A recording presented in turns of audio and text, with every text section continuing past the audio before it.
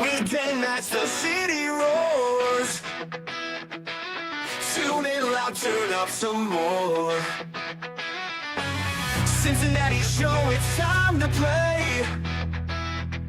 Sports with strawberry ice today. 5:30 sharp, don't be late. CTV, the sports awaits. Strawberry ice, he's on the mic, energy, it's pure delight. Every touchdown, every goal. Feel the pulse, it's in your soul. Cincinnati heartbeats strong. Strawberry ice will lead the throng. Every touchdown, every goal. Feel the pulse, it's in your soul. Cincinnati heartbeats strong. Strawberry ice will lead the throng. Feel the crowd, it's electric now. Shouting loud, they all know how. The CTV got what we crave. Sports with ice, it's waves and waves. Tigers strike and Bengals roar.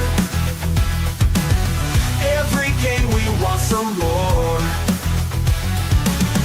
Tune it in and feel the thrill. Strawberry ice, he's giving chills.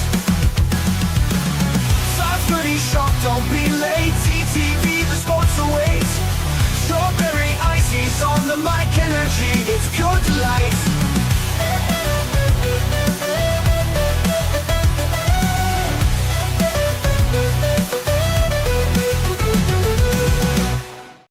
Hey guys, what's going on? Welcome to the show. This is Sports with Strawberry Ice. I'm your host, Iceman Jeff Tronopole, and as always, I'm bringing you sports from a West Side point of view right here in the great city of Cincinnati, Ohio, live from the Ice Cave. And the Ice Cave is sponsored today by Priority Lawn and Landscaping. Give them a call at 513-430-6114. I know the snow is starting to melt.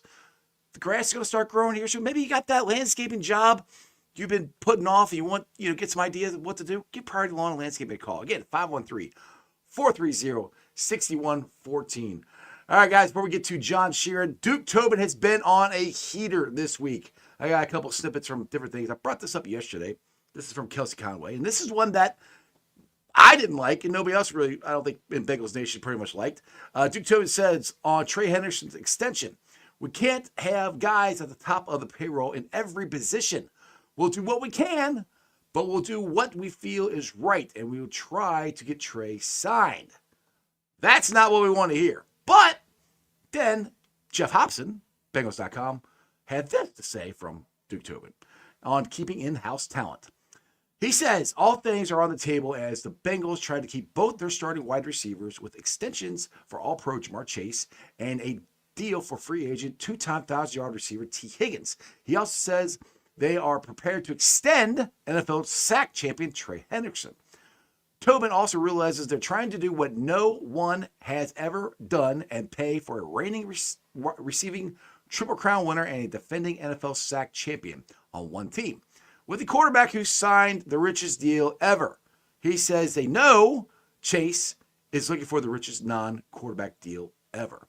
Follows that up with, we know what it looks like. We know it's the design that we have to follow. And if he's the highest paid non-quarterback in the league, we accept that. Of course, he's talking about Jamar Chase.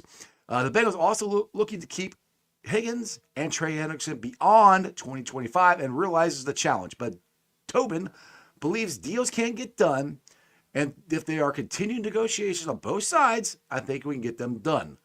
Tobin said, there has to be real engagement, and we want to get something done that everyone is accepting of. So what that means to me is they're going to pay Jamar almost anything they want, which, we all agree that they should have signed him last year because he won the Triple Crown. So all it did was cost them more money. That's neither here nor there. Jamar Chase isn't going anywhere. I expect them to sign Jamar Chase, extend T. Higgins, and extend Trey Henderson. That's what it sounds like to me. Now, he came out with this. This is from, let's see here, Stripe Hype, Michael Castley and Blue Man. Sorry if I messed your name up, but talking about Jermaine Burton. Duke Tobin said Jermaine Burton has done nothing to deserve a roster spot, which I think most Bengals fans agree with that. The Bengals had hope that Burton would establish himself as an integral piece of the offseason or the offense and potential replacement for T. Higgins should the star receiver leave in free agency this offseason. That hasn't happened, though. The Bengals director of player personnel, Duke Tobin, made it clear that the organization needs to see much, much more from him moving forward. He better change a lot because it sounds like they're pretty freaking irritated with him. Zach Taylor benched him twice. Wouldn't even let him get on the plane. Those aren't good things that would endear yourself to the team. Anyway, what's up to everybody in the chat? We only got a couple people in there. We got Strangers in there. Tony Blades is in there. And Jimmy Boy Production. What is up? Let's get to my guest of the day and see what he thinks about everything I just read. He is, some people call him the brain. Some people call him John. I just call him Sheeran. Hang on, John. There you go. What's up, John? You call me Sheeran, I'll call you Man, I guess. We're There going you by our go. last names, yeah. Sheeran. I feel like every time I come on here is a new intro song, which I kind of dig. Yeah, well, I changed it up a little bit. You gotta keep everybody guessing, you know. And now Yeah. I got a new background. I kind of screwed around with how we're going to do this to get all this stuff in here. But anyway, so what do you think? What do you think about what Duke Tobin's been doing this week? Oh, man. I feel like, how long have the Bengals been kind of good? 4 years now? Yeah. Yeah, there's a lot of people who are kind of new to this, I think, and Right. we call it Bengals speak. For those who don't know, I'm sure a lot of people in this program are longtime fans, right? But for those who don't, Right. Jeff Hobson will come out with an article every year, and I love Jeff Hobson. Yep. Great inspiration for me. Phenomenal, very nice old man. He would come out with an article every year, kind of laying out expectations for what the Bengals are going to do in free agency, and a lot of it had some truth in it. Some of it was kind of stretched, but you really had to just read between the lines about what he was saying. And the money that he was kind of describing was never quite accurate with what the money the Bengals were actually dealing with. And Duke Tobin kind of speaks the same way. He very much controls the conversation whenever you talk to him. I only had the privilege of talking to him once 5 years ago. I was only 23 at the time, and he practically scolded me because that's just how his demeanor is. Like, honestly, like he just sees a snot-nosed kid. I ask him questions about analytics with the draft. Like, this kid's not going to talk to me. Like John doesn't know anything. Exactly, right? So, and that's just kind of how his disposition is. He doesn't want to give anything away. He keeps his cards really close to the chest. So he's not going to make any promises necessarily like, oh, all three of these guys are absolutely going to be signed under contract for new extensions by the time the 2025 season comes around. Like, this is not what he does.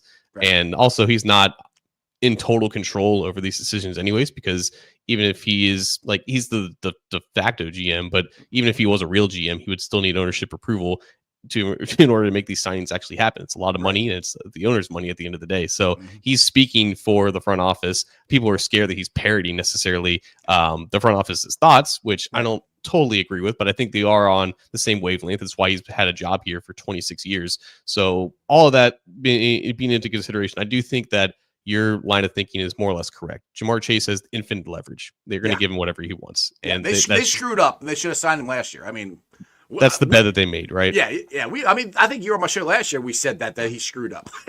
Yeah. He should have signed before the season because all he's going to do is cost himself more money.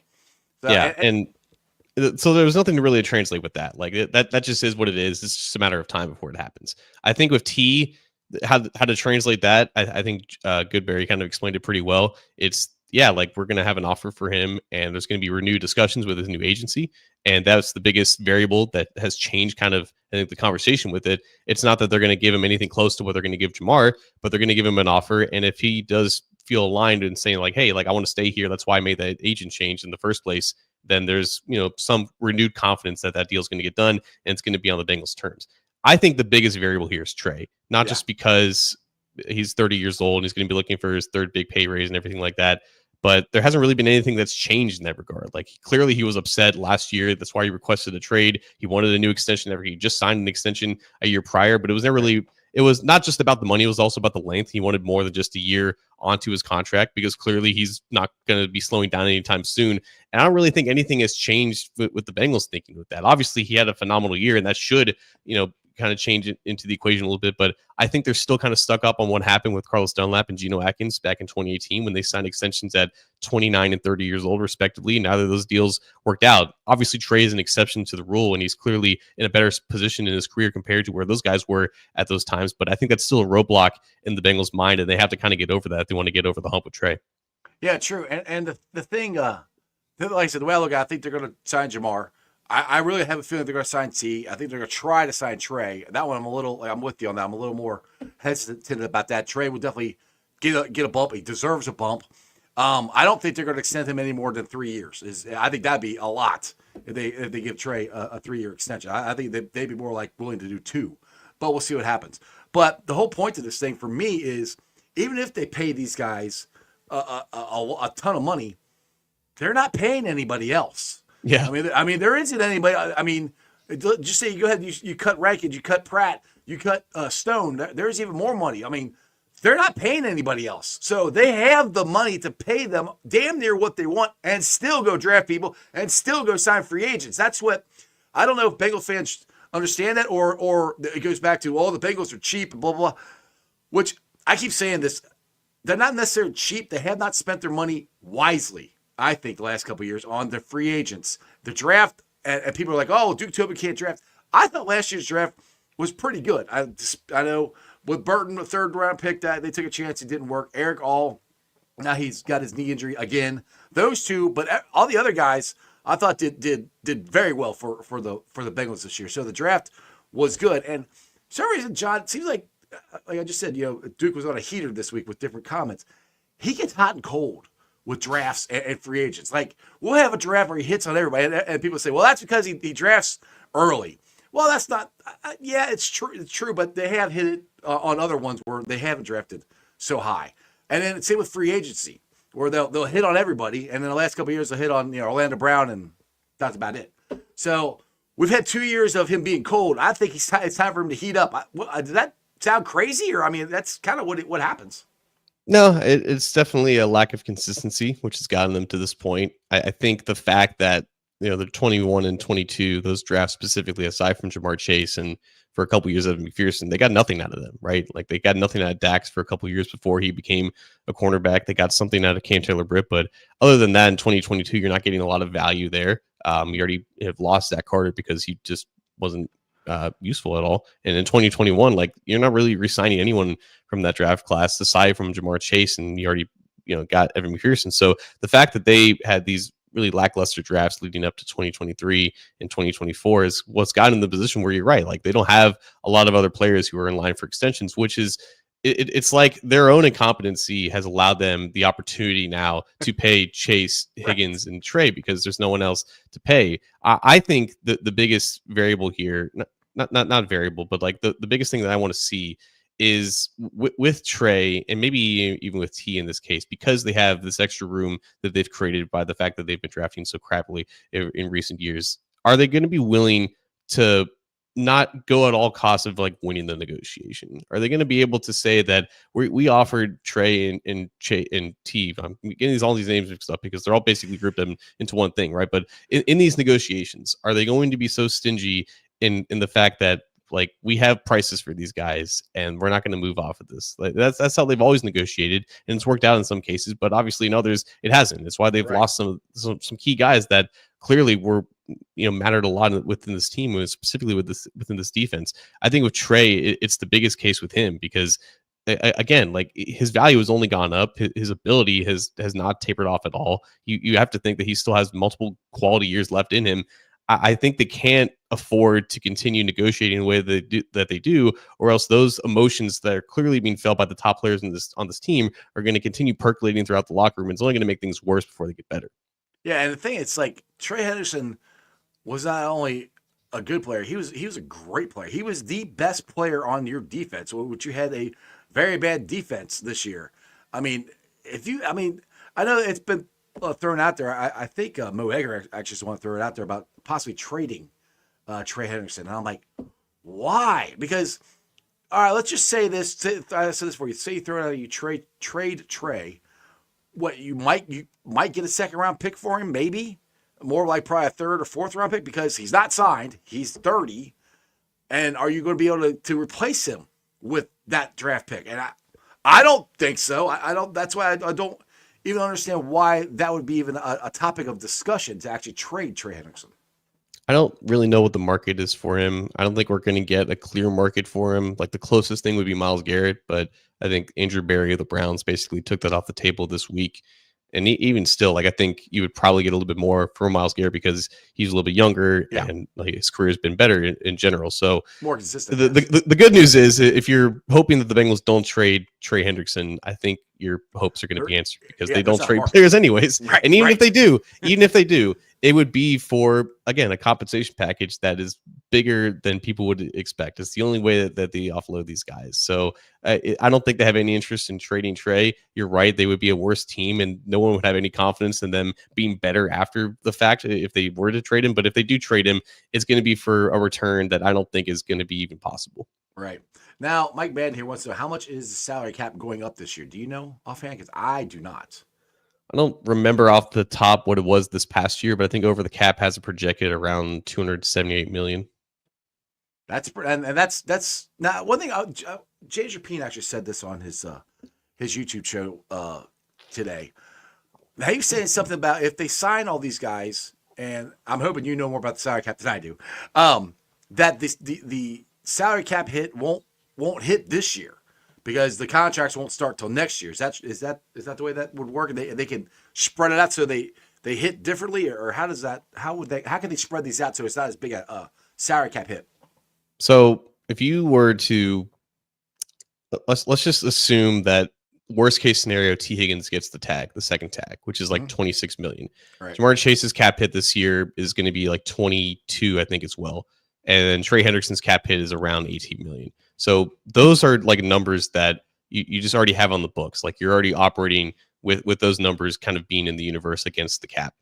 And it represents obviously the money that they're going to make. Partly like some of it's like prorated from past years or whatnot. But with T, right, it's just 26 million, just flat out like that. That's his salary. If you were to extend him, or if you were to give him a new contract, you could obviously put some money up front and then it gets prorated throughout the life of the deal. So then you wouldn't have to have an abnormally large salary, and you can keep his cap hit lower than the 26 million. So if you extend T rather than giving the franchise tag, you're saving money based off of what you would have if you just had the tag on him.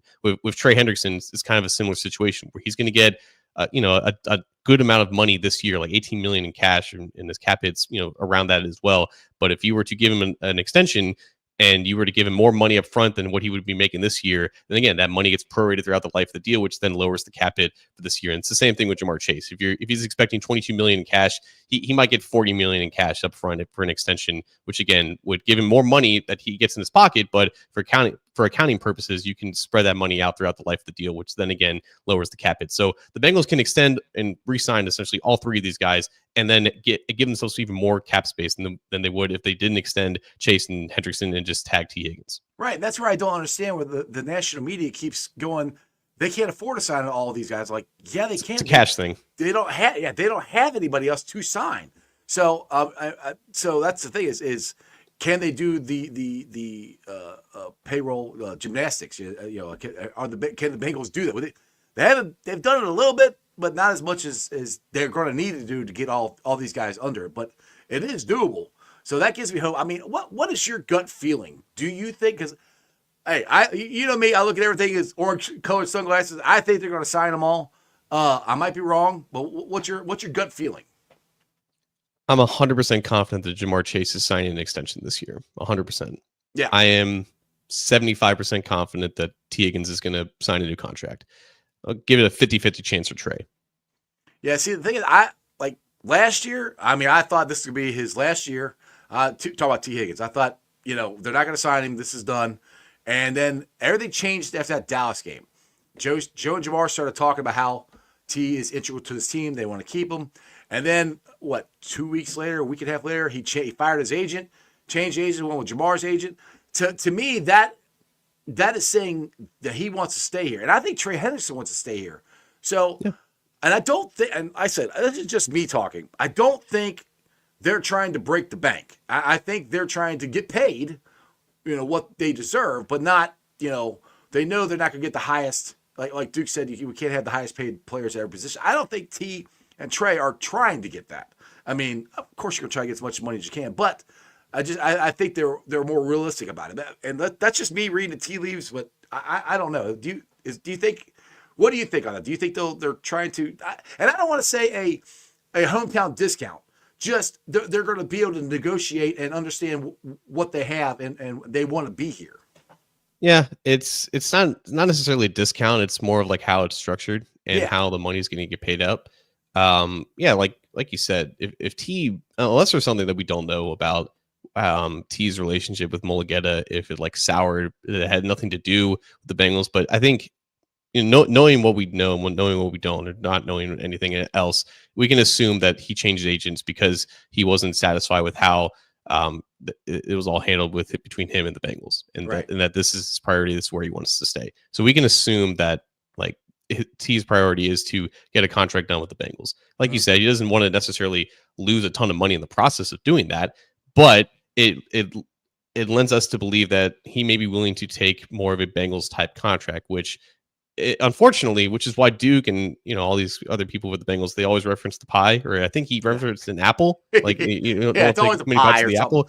Some type of food, some type of circular food, right? Where it's like exactly. You take out a certain section, and obviously everyone wants a bite. And the difference between the Bengals and the Eagles in this case is that the Eagles structure contracts where it's a ton of money in escrow that gets put in escrow that's guaranteed, so that the cap hits in terms of there's no roster bonuses, there's no high year one salaries, so the cap hits for the first year of a lot of these deals are very low, which is why they're able to stack these multiple moves every single year, and they're able to do all these things while maintaining cap compliant, because a lot of the money is pushed out in the future years. The Bengals have always shied away from that because they don't want to give out guaranteed money or give guaranteed salaries into the future, which is why they put roster bonuses in the front of these deals. Which is why they have high year one base salaries, which is why, like you said, they spend money. They don't spend it wisely because they don't maximize cap space. So I think a Higgins type deal is going to look, unfortunately, like a traditional Bengals type deal, where a lot of that money is up front because that's the way that they can get away with not guaranteeing his base salaries into the future years. I think with Hendrickson, though, it may not be about money necessarily, because his whole thing was that it wasn't necessarily about, like, I like the pay raise, but I wanted to be here a little bit longer. And I think the Bengals are still hesitant, or at least they were last year, about how long is this guy going to be effective. And I think all those doubts should have been erased after this year. And I don't think he has any signs of slowing down. So long as, I think, like you said, if there's a 2-year extension on the table on top of where he's at this year, so 3 years in total, I think that should work out. Yeah. And that kind of goes to what Ken's asking here. He said, Henderson's already on the contract, which is right. It just needs to extend it for 1 year. I don't think Trey's going to take 1 year. I think the minimum will take 2 years, which, like you said, it would give him 3 years here, and then try to re-sign T for a 2-year deal. There's no way T Higgins is only going to take a 2-year deal. I don't think. I think he's at least a minimum there, at least a 3-year deal, at least a minimum for T. I think that's because they want the money and they want security. For the next couple of years, they don't have to worry about this. Now we got a super chat, $5 super chat from Dustin. Appreciate it. Nice chatting with you briefly on Twitter, John. Can we just have Chat GPT do deep seek, run, or draft? LOL. Real talk. Don't see Trey being extended. Well, John? I'm very hesitant with a lot of this AI stuff. I've never used Chat GPT before. I use it all the time. I use it a lot. I'm a little scared of it. I'm a little scared of our new robot overlords. I don't want to upset them or anything. I don't think it's the worst idea, to be honest with you, because naturally, like, those programs or whatever, they're going to extract content from the internet. And, I think the consensus big boards around the internet are pretty damn accurate, and they have a pretty high success rate about predicting where guys should end up going in the draft. So I don't know. I don't think it's the worst idea in terms of outsourcing, how to build your big boards, because there are these very just inexcusable reaches the Bengals have been doing, particularly in the third round. And my biggest complaint is that they're all based around these interviews that we have no insight on, and it's all basically subjective at the end of the day. So maybe you do need to balance yourself by just seeing what the rest of the internet has to say about these things, because typically they're not always right, but consensus wise, like, they do tend to lead you in a pretty decent direction. They're not always wrong either. T. Brookie here said, my fear is they will be too top heavy without depth. Well, that's kind of my point. they can sign these guys and they still have money to get depth, to get draft picks, to sign free agents. I mean, that's the whole thing that I don't think people realize of how much money the Bengals will have. Now, will they spend it? I don't know, but they will have the money to do it. And that goes back to, again, where if they get back to where they were, in 2020, 2021, 2022, I think they had pretty good offseasons there with free agent players there. They signed a lot of guys. Trey Hendrickson was one of those guys. Mike Hilton was one of those guys. My favorite player on defense, who's no longer there, DJ Reader, is one of those guys. I mean, they hit on a lot of free agents, and a lot of those free agents they hit weren't big names, but they became big names with the Bengals. And that's kind of what they are trying to do. Again, Ken put in there that I can make a big free agent splashes. The only big free agent splash that they've ever made in their history is Orlando Brown. That was a big one. Other than that, they've signed guys that weren't top of the list, but they came here and they played very well. That's where I think they're going to try. That's their wheelhouse. They're going to try to do that again. My thing with Aussie is they have to have a plan, John, as far as free agents go. Now, they got to figure out who they're going to keep. I would like to keep B.J. Hill. He's another one on the list that I would like to keep. Mike Hilton, maybe. What's your thoughts on Hilton real quick? And I have this thoughts, and I don't know. I don't know if it's right or not, but could you see him maybe possibly moving to a safety position? Since that's what the kind of guys do. The older they get, or just a specialty guy, just a blitz package person. I would say in the Al Golden defense, Mike Hilton would have more value closer to the line. Again, like it's. I don't think Golden is going to be able to take a 1-for-1 copy of his defense to the NFL because he ran a ton of man coverage, and that's just not. You just can't live off that in the NFL. The athletes are too great. But he does seem to like a single high defense, which it would lend to believe that like maybe that's where Geno Stone kind of falls into play if he's still around, or maybe they're going to have to find a new safety there. But your safeties are you get a box safety and a post safety, a deep safety. Right. Maybe Hill can work in the box. I think that's also where Jordan Battle would definitely thrive. But Golden loves to blitz, and I don't think that's going anywhere. And that's obviously Hilton's specialty. So I think that kind of gives him a renewed sense of value with this defense. Obviously, he had a lot of value with Lou because he kind of specialized in that. But I think Golden's tendencies and preferences kind of do align with what Hilton does. Unfortunately, though, like his role is going to have to evolve a little bit because he can't hold up in man coverage anymore in the slot. So he might just be a specialty player at this point, but maybe there's another team out there that wants to utilize him a little bit more, play him a little bit more, and that's where he gets a larger deal. I kind of see it similar to how Awuzie kind of left last year. He took a really big deal with the Titans, obviously with a team and a head coach that knew him pretty well, and Brian Callahan. I don't know if that means Hilton's going to join the Colts in that sense, but he's still someone who's 30, 31 years old, who's, I think, unfortunately, his best days are probably still behind him, even though he still has a lot of use. But I think Golden will want him back, but maybe the Bengals will see differently. Now, question, what is Al Golden had a special named position? Viper. There you go. Can you explain to me what that is? Yeah, it's just basically, it's one of the... I don't know if it's specifically the weak side or strong side defensive end, but it's a defensive end in the 2-point stance that 80% of the time rushes the passer, 20% of the time drops back in coverage. It's not anything too groundbreaking. It's just the nomenclature that he used on it. Who, in your opinion, do we have that player on this defense right now? I don't think so. I was kind of thinking about Jermaine Pratt because he was also used on the line of scrimmage kind of somewhat frequently in recent years when they had their 5-2 fronts. And obviously, you don't want Pratt in space anymore because he's just not that type of athlete. But I think he could still provide some value as a blitzer who can maybe drop back into coverage every now and then. If it's not him, like Miles Murphy would be like the closest athlete I think that they would have. Cedric Johnson as well. But I think if that's something that he wants to kind of utilize, they might have to kind of outsource that in free agency. Right.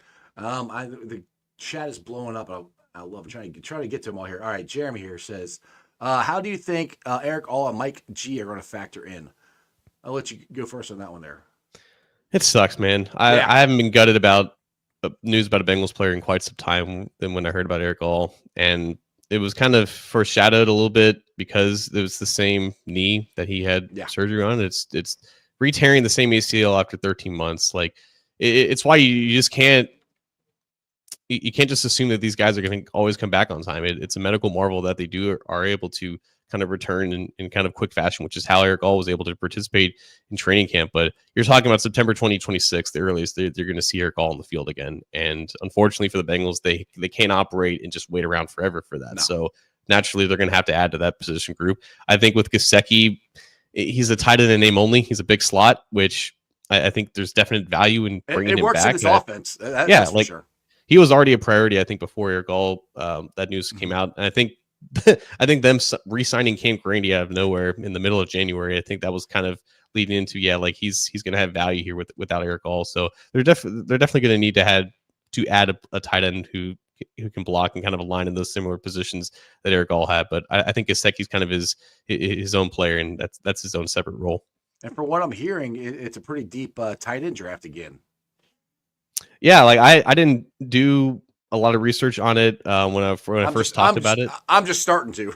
So. No, yeah, like it doesn't seem like there's no Brock Bowers. I don't think in this draft. No. There may not even be like a Sam Laporta. I know a lot of people like Tyler Warren, the guy at Penn State, and a lot of people like Harold Fannin out of Bowling Green. But I love Tyler Warren out of Penn State. That dude's awesome. So the depth may be looking a little bit better, but I think you're looking at a lot of like tight end 2 types, and maybe that's what Eric All kind of classified as coming out of Iowa. But we'll see. It's still very early in the process. All right, Vanguard here. He wants to know, Ice, what's our greatest need in defense? To me, it's 2 of them. I mean, I don't know what you think, John, but I think it's edge and interior defensive line. Yeah, the biggest need is pass rush. So you just kind of hit on that. Yeah. You got to get – I've said this I don't know how many times on the show this year because everybody – and I'll ask your opinion on this because everybody keeps talking about, we got to get a cornerback. We got to get a cornerback. Our secondary is terrible. I said our pass rush is awful. I said, we got one guy. We got Trey Henderson. If the quarterback can stand back there and eat a sandwich and go through 5 progressions, and he has time to get to his 5th progression, Deion Sanders can't cover that long. I mean, I honestly think our quarterbacks aren't as bad as people think they are. I really like Dax Hill. I think, unfortunately, he got hurt. I think Cam Taylor-Britt's going to come back. DJ Ivy, I think, is going to be pretty good. We got Drago is going to be pretty good. I think we got good young guys there. I'm not saying we're set, and I would never say never draft a cornerback, but to me that's lower on the priority as getting multiple pass rushers and getting a big guy in the middle of the defense. I mean, what's your thoughts on the secondary? I go back to October. Like remember when they played the Giants and the Browns in back-to-back weeks, and there was like some renewed sense about this defense. And then they played the Eagles without their start. I think they without 2 starters along the offensive line, and no one came within like 5 yards of Jalen Hurts. That should have told you everything you need to know about the quality of this defense and the pass rush. The fact that Joseph Asai was the 2nd best pass rusher on this team, and he really only made an impact in the last like 5 weeks because he barely played in the weeks prior to that. They got nothing out of anyone outside of Trey Hendrickson. Sam Hubbard was a ghost of himself. Sheldon Rankins, even when he played, didn't really make that much of an impact. BJ Hill, I think, like you said, like he still has value, still solid, but he can't be your 2nd or 3rd best pass rusher on any defensive line and expect to go deep into the playoffs. The entire unit outside of Hendrickson needs a complete overhaul. Yes, I agree with that, and I agree with what Mike here says. They also need a guard too, and I'm looking more for. Because I think they might sign – there's a better chance of them signing a guard in free agency and then trying to address it with another guard in the draft. But I think it's going to be at 2nd, maybe 3rd round maybe. I really think they're going to re-sign Cody Ford. And I know people are going to go like, oh, that's not good. Cody Ford played really well this year. And my thought is you sign Cody Ford, you draft hopefully Cody Ford's replacement. And that's where then they have a steady, other guard, right or left, wherever you want to put them in free agency. Does that sound crazy? Does that sound doable? What do you think? Yeah, I would expect a starter to replace Alex Kappa at right guard. Yes, they got just because like Kappa is like a very clear cut candidate. If you find an established starter at right guard, then you enter the draft finding someone that can compete at left guard. And I think you're probably going to see some type of a competition between a rookie drafted between like rounds 2 and 4, Cordell Volson and Cody Ford. And it could be a situation where Ford, gets signed to 1 year and maybe he gets cut at the end of camp if that's the route they want to go. Maybe it's Volson who gets cut. I would find it very hard to believe that all three of a rookie, Volson and Ford, are on the Yeah. team in 2025, but it should make for an interesting training camp. Now, what about the center they drafted? Matt Lee. Matt Lee. He did play some the extra lineman a lot last year, especially after Trent got hurt. Our right tackle we signed, or I can't remember his name. Trent Brown got hurt. Is there any possibility of him? I know coming out he was just a center, and they put him at other positions. Is there a chance you think he might be able to swing over and at least fight for a starting position at right or left guard? Maybe. I wouldn't advise it because he's always been a center, and I think when the Bengals try to move around offensive linemen, it ends up not working out in their favor. But it's a great situation to have, though, because I think Ted Karras still being a quality starter at this point in his career is an absolute plus. It makes them extending him last year look even better. So he's under contract for one more year. And I think Matt Lee, I think he still has potential to be a quality replacement for him. So you're not really thinking about adding any center for the next 3 or 4 years now with those two guys there. But I would keep Lee developing behind Karras, allowing him to be a sponge, learn as many things as you can, because if Karras does, God forbid, go down, I mean, it's a very important position along the offensive line. It requires a lot of trust in the quarterback. I think you want Matt Lee to kind of fill in there and take over if the worst comes to it. Yeah, a lot of people are saying start Lee at center, move Karras to guard. Yeah. I don't. I'm not against that, to be honest. I love Ted Karras, but Matt Lee is come out. He was just a guard, or excuse me, was just a center. Ted Karras has played guard and center, but there's also that knowing of calling out the blitzes and all the things that a center's got to do that Ted Karras has got down and him and Joe already working together. So that's the part where I'm not sure how hard that would be to replace that. Now, the other thing is, I mean, he could be the center and Karras could be the guard, and Karras can still call out the blitzes and stuff too from guard. It doesn't have to necessarily be the center.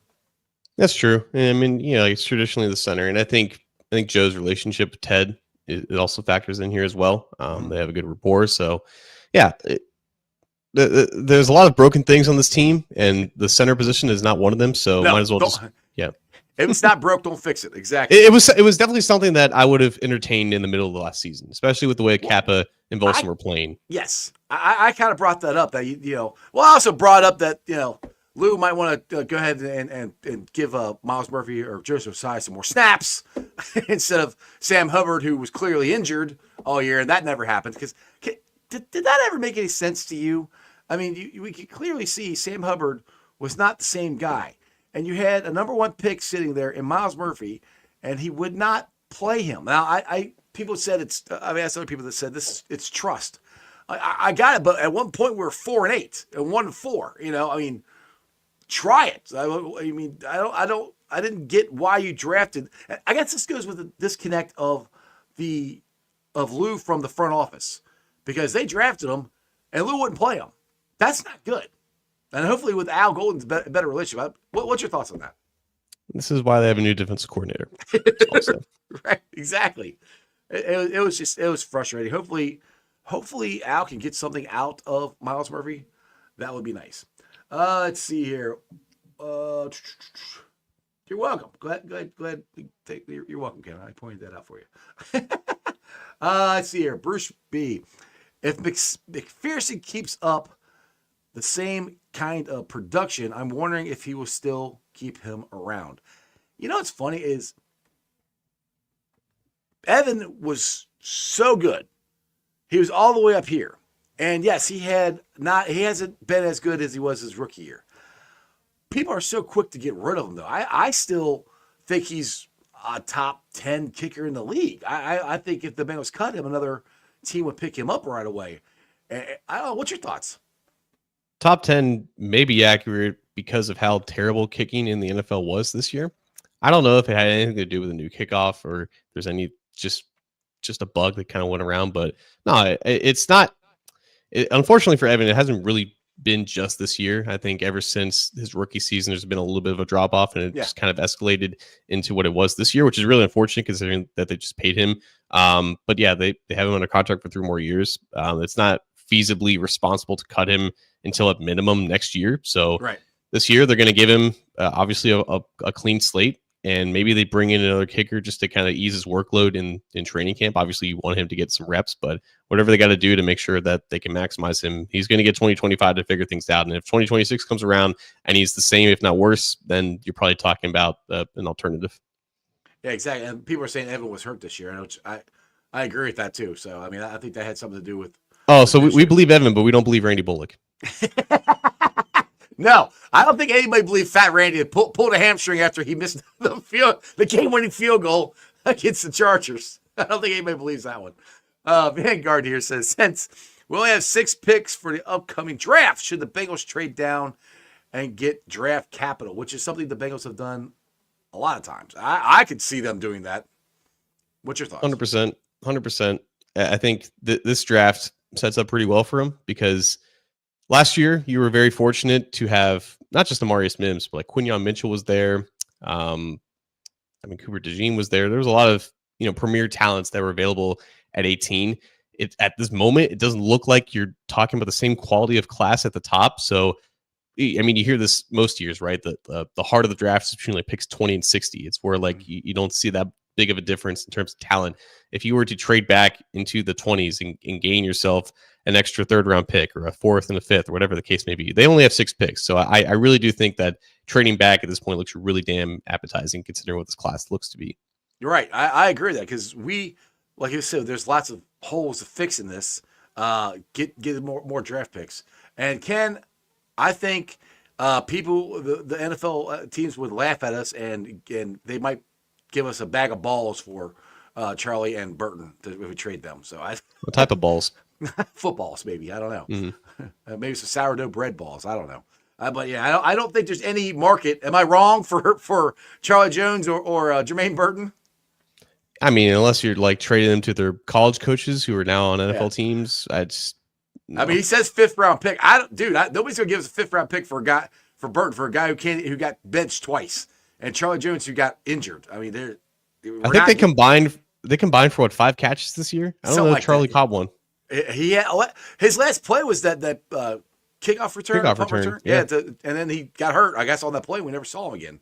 So I mean, if somebody wants to give me a 5th round pick for both of them, I'd do it in a heartbeat right now. But I don't think that's going to happen.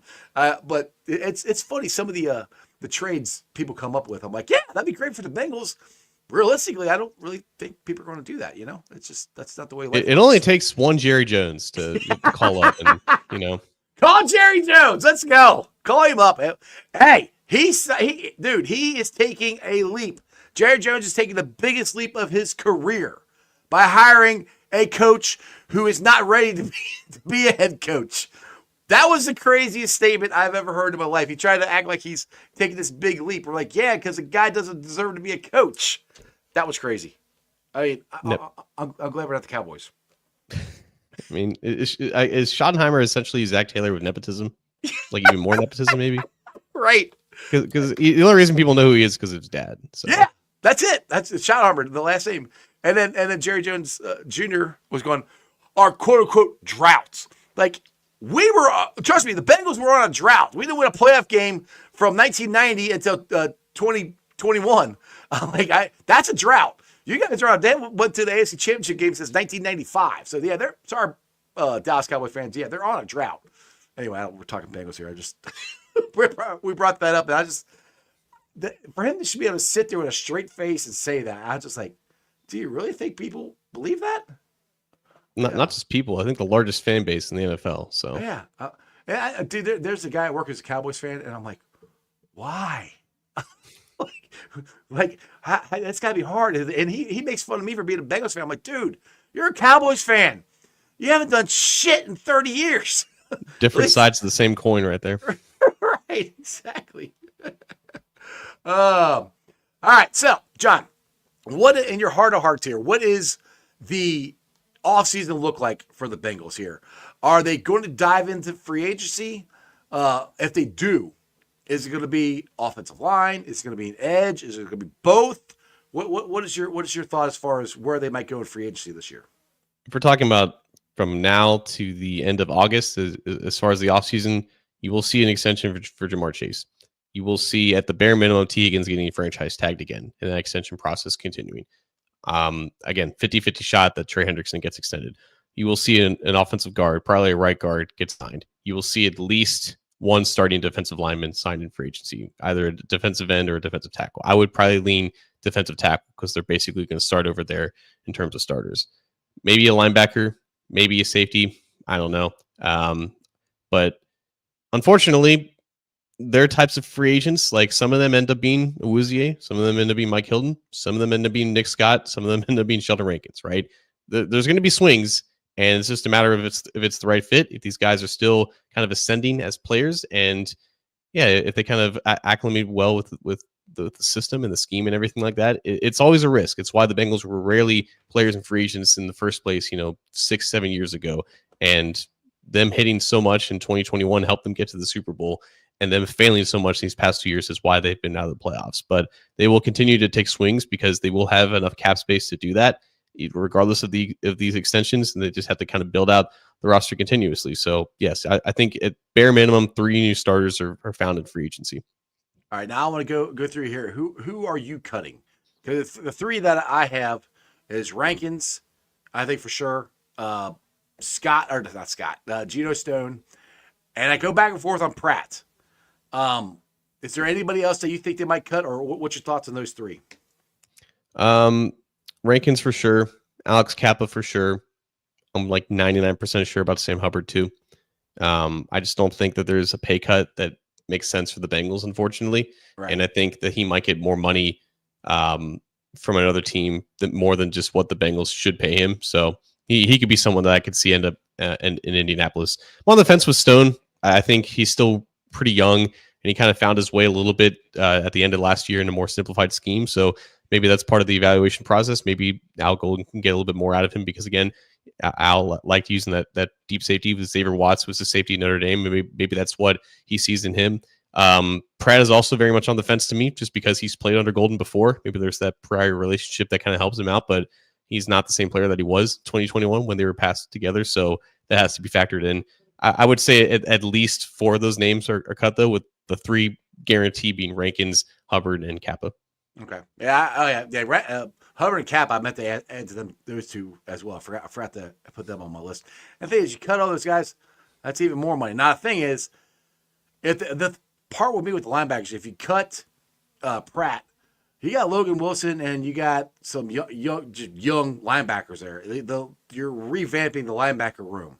We already got to revamp the defensive line, and we got to get at least 2 guards. That's a lot to do in one off season. That's where I don't know if they cut Pratt because there's so much to do in one off season. But I mean, they revamped the linebacker room in 1 year. When they drafted Logan Wilson, they drafted Marcus Bailey. Actually, that's another. Do you think Marcus Bailey might come back because he was a Al Golden guy? He liked him a lot. That's a good point. I didn't think about that because he's been with the Cardinals, I want to say. It's only a 1 year deal as far as I know. Yeah. Davis Gaither, he's a free agent too, and he was a Al Golden pick. Davis Gaither actually signed with David Mulligetta a couple weeks ago. So I don't know if that means that he's looking for largest linebacker contract in history, right? But no, I mean, exactly. the thing that they remember is that, Golden helped draft Wilson, Davis Gaither, and Bailey in one draft, and they had injuries during that Super Bowl run at linebacker, and Joe Bocci ended up playing a lot of snaps. Clay Johnson, remember him? He was like Brett Favre's, childhood friend or whatever. He ended up playing some snaps, and that group never really fell off. So I think they're okay with investing a little bit less in linebacker because they know they have a coach that can get the most out of him. And I really like the linebacker coach that they hired, Mike Hodges. He was with the New Orleans Saints. He had such a hand in developing and making sure and maintaining the little play that DeMario Davis was playing at with the Saints. So I'm a really big fan of that hire. So I think their linebacker play is in pretty good hands. But yeah, if they move on from Pratt, I don't know if they're going to be so aggressive in replacing him with a veteran because, again, I think they have a really good defensive coordinator now who knows how to develop that position and really just develop, all those positions on the defensive side of the ball, which is why there's going to be such an emphasis in making sure that some of these young guys actually get some opportunities and get to be in good position to actually play. Yeah, and if you remember back to the Super Bowl run, I mean, our linebacking core played awesome on that Super Bowl run. Pratt and Wilson were knocking the ball all over the place and getting fumbles and interceptions. So I hope when the linebacking core gets back to that. Now, with that being said, Al Golden, how much of a impact do you think he will make on developing players? Because I think that was one of Lou Anarumo's downfalls, that he was unable, either the front office and him didn't connect on who they should draft, and he wasn't willing to develop them, or he couldn't develop them. However you want to look at it, the guys we drafted did not get developed at all, basically, under Lou. Al Golden is a college coach. Al Golden has been in player development. This is where I personally think it's a good hire for that. What's your thoughts on Al Golden as far as the player development coach? Seems like the main reason why he was brought in the first place. It's why he was identified as the top target. And it's like, even if I don't fully agree with the process of which he was hired, I totally understand why he's here and the value that he brings with that. He mentioned onboarding as a verb many times in this presser, and it's kind of like, it's like, I mean, when you're in college, right? You recruit guys or you bring in transfers, and it's that offseason of just making sure that they know exactly what their role is. Before they even step into the building, they know what they're there to do, and there's a plan about how to develop their talents, how to develop everything about them, and they know what position that they're going to play, and they know how it's going to kind of evolve as their time goes on. It's what the Chiefs and the Eagles do so well with their young players. It's why they're able to draft and develop as well as they do. Like, people don't realize that, both of those defenses and those teams are really young, and it really has been built through the draft. Obviously, they've made some great decisions in free agency, but they've had no drop off in talent because of the way that they've been able to plan things out in the draft. And you just look at the past two defensive picks that the Bengals have made on defense. Dax Hill, they didn't know who he was. Like, they thought he was a safety, and he rode the bench for a year, and then he ended up not being very good at safety because Lou didn't know what to do with him. Miles Murphy was primarily a right defensive end at Clemson. They already have a right defensive end, Trey Hendrickson, right? So they didn't want to play him at left defensive end because that wasn't his position. So they also didn't know what to do with him, even though the personnel department had evaluations on these guys and they deemed that they were worthy of these draft picks. The defensive coordinator didn't have a plan with them. And I think that's the most important thing with Golden, is that he has more of an idea of who these guys are coming out of college. He has a better eye for what they can do. And I think as soon as they get the call on draft day, they know what positions that these guys are going to play. They know exactly what the role is going to be, and they know how to develop them. And that's going to be the most important thing. Now, how weird do you think, and I find this very interesting, but how weird is it that our run game coordinator is our defensive line coach? That is very odd to me. It's the defensive run game coordinator on the defense side of the ball. It's a defensive run? That's what he's defending the run? Yeah. Oh, okay. I thought, all right, then I totally read that wrong. I thought he was a running game They never coordinator. specify. I'm like, that makes no sense. He's going to help us on offense? Okay. Well, thank you for clarifying that, because I was confused on that one, because that literally made no sense to me. Like, how the hell is he going to help us with the run game? It's not. I don't think it's a very common position. There's a lot of defensive pass game coordinators, like Aubrey Pleasant for the Rams. He's the defensive pass game coordinator there. The Ravens actually just let go of their defensive pass game coordinator, but they just list it as pass game or run game coordinator. They don't specify if it's offense or defense for whatever reason. So it's going to be kind of like the passing game coordinator, but he's going to be good at helping us defend the run, is what it is. Yeah, because Al Golden has always been like a pass rush specialist, and he's That good in makes coverage. sense. So Right. Jerry Montgomery will be in charge of making sure that the run defense is in order. Right. That makes a lot more sense. Crypt Keeper loves you, by the way. Love John's takes on the Bengals. Love you too, man. He goes back to see the future when it comes to this team. John the Brain Sheeran. Yeah, you got any T-shirts yet? John the Brain. No, you don't have any T-shirts coming out yet? John the Brain Sheeran. No, you should. You might be able to sell some. Who knows? I'm the world's worst entrepreneur. It's not really my lane. I don't know how to sell myself. That might be good, depending on which way you're trying to sell yourself. So, let's see. Augie here. Al Golden's a great hire. Did a great job when he was here. He knows this draft class very well too. And somebody said in the chat, I think it was Tony Blazin, that there's too many holes on this team to fill. I don't think. There's a lot, and I keep saying this. I don't think we're going to, on defense, I don't think we're going to fill all of them, but I think we can fill enough of them for this defense to be a top 15 defense next year. And that's basically really all we need. I want to get better, but I'm not shooting for mediocrity, but there is a lot to fill there. This defense is a top 15, and the offense is clicking like it was at the end of last year, which means keeping Jamar and T. Is it crazy to sound that we could make a run next year with a top 15 defense? No, I don't think it's crazy because I think a lot of the holes are there because the players that they have right now haven't developed into filling them. And I think that that's going to be the most important thing about just maximizing the cornerbacks that they've invested in, maximizing Miles Murphy, making sure that Chris Jenkins and McKinley Jackson, like they have good roles that can maximize what they do. Like they're like the player base is mostly there. Obviously, they need some help with the pass rush, and not all those answers are on the team. That's the biggest thing for me is that pass rush. Yeah. You get a consistent pass rush, it changes everything. 100%. That's the main goal with this defense. I think everything else will kind of fall into place if they get that to be a stable place. Exactly. John, you've been on for 54 minutes. I appreciate it, man. Go ahead and plug some stuff before I let you go. Oh, yeah, here, selling myself again. A2ZSports.com/Cincinnati for all your articles, analysis on the Bengals. I also have YouTube channel, A2Z Sports Cincinnati. Basically do video breakdowns for the same thing. And Orange and Black Insider Bengals podcast with Anthony Cosenza. You can find us anywhere you get your podcasts on the Believe Podcast Network. I think you guys just put the Godfather and the Brain under your name. Just one time for me. Just one time. I think it'd be great. John, I appreciate you, brother. Who day? See you guys. All right, guys. Hope you enjoyed that as much as I did. Go follow John. He does, him and the Godfather, Anthony Cosenza, do a great job on the Orange and Black Insider podcast and all the articles that John writes. But again, to kind of what I was saying before, I believe that the Bengals will sign. It's guaranteed they're going to sign Jamar. I'm not worried about that at all. I said it irritates me. They did it to themselves. They should have signed him last year. I said that before the season started. I said all it's going to do is cost more money, which it has. I do believe they are going to sign T. I do believe they're going to sign Trey. I believe T and Trey want to be here. With that being said, this whole nonsense that if the Bengals sign all these guys, they're not going to have any money is nonsense. They'll have money.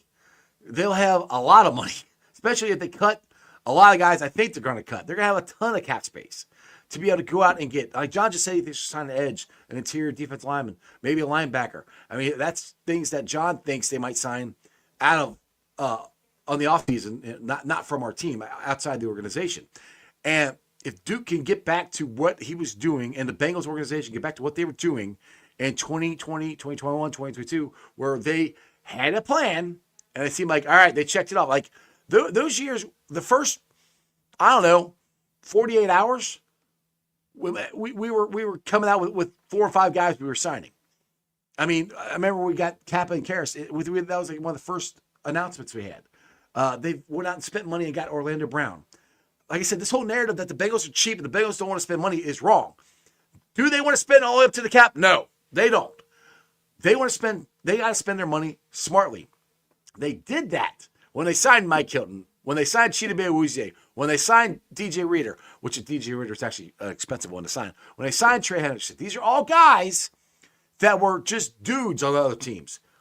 They came here and became dogs and became very key players for us. That's what the Bengals have to get back to. They had a plan. And to me, it seemed like this last couple of years of the offseason, they didn't have a plan. They did not expect DJ Reader to leave. He left. They didn't have a plan to get somebody else. Their plan, they did have a plan for Jesse Bates to leave. It was Dax Hill. That didn't work. They did not have a plan for losing Von Bell. They went out and signed Nick Scott. That didn't work. That's the thing. It's I don't want them to hit the oh shit button. Like, oh my, okay, we got to go sign somebody because I didn't expect this guy to leave. And this is where they have to, with the negotiations with Trey and T, where they have to be willing to give. The Bengals have got to be willing to give more money, and T and Trey, I think, have to be able to take less money. You know, there's got to be a happy medium. It's kind of what Duke Tobin was saying when he says we can't have the highest paid players every single position. They're going to with Jamar Chase. They're going to with Joe Burrow. Those two are going to be the highest paid players in the NFL. T and Trey Henderson are going to be some of the higher paid players in the NFL. I don't think they're going to be the highest. T, I love T. I do. T, trust me, if he'd leave, and that's where the Bengals cannot let him hit free agency. If he hits free agency, he will be one of the highest paid players in the NFL. They cannot let this happen. They got to get this. If they are serious about signing T. Higgins, they have to get it done before he hits free agency. And do not have him sign the tag. Now, I've said this before. Now, this would be them communicating with T and his agent. Say they're getting close, but they still want to keep the exclusive rights to them.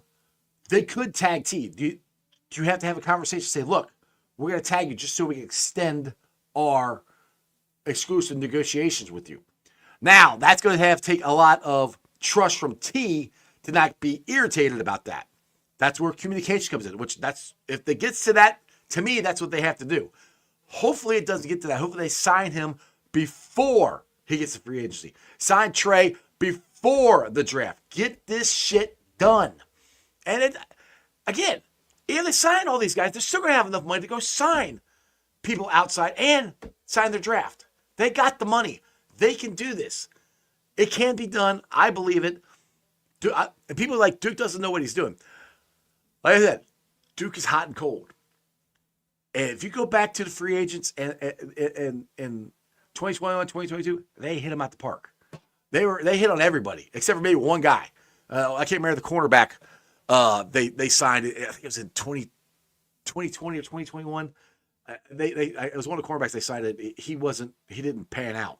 He was only here for 1 year, and he barely even played. But everybody else they hit. Because 1 year, if I remember, it's Cheeto, Mike Hilton, DJ Reader. I think they're all in 1 year, or no, and Trey.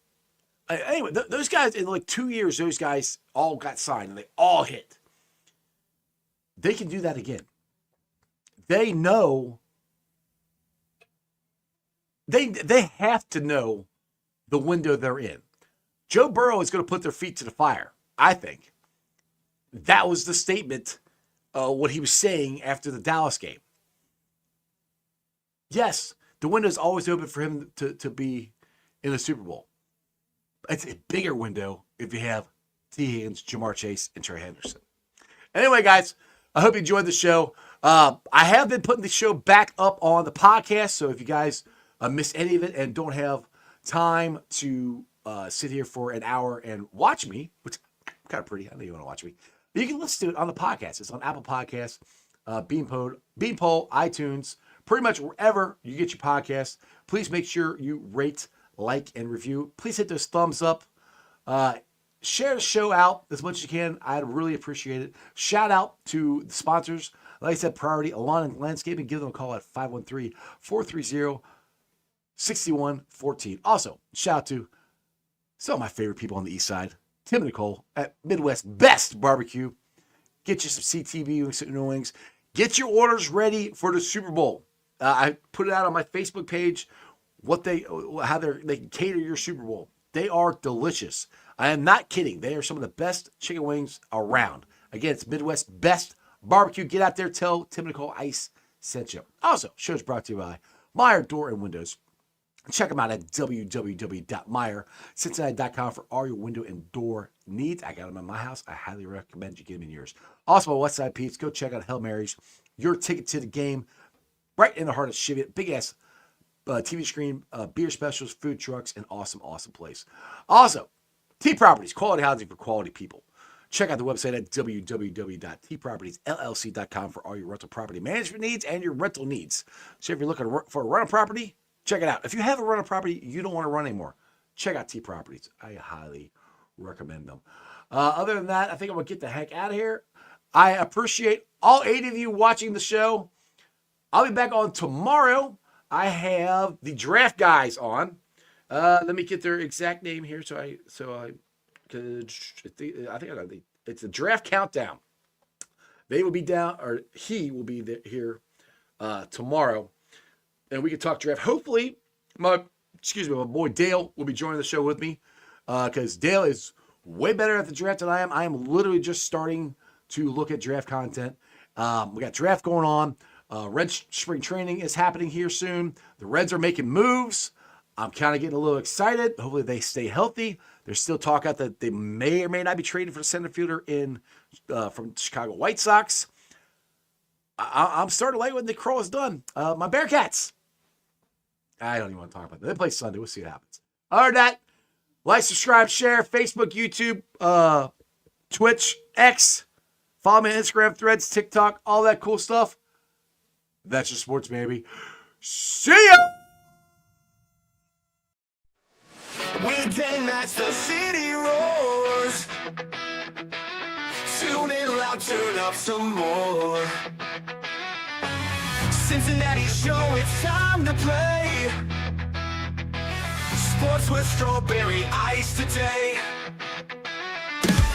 5:30 sharp, don't be late. CTV, the sports awaits. Strawberry ices on the mic, energy, it's good delight. Every touchdown, every goal.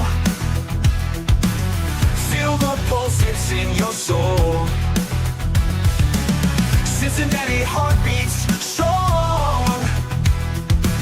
Strawberry ice will lead the throng. Every touchdown, every goal. Feel the pulse that's in your soul. Cincinnati heartbeats strong. Strawberry ice will lead the throng. Feel the crowd, it's electric now. Shouting loud, they all know how. The CTV got what we crave. Sports with ice, it's waves and waves. Tigers strike and Bengals roar. Every game we want some more.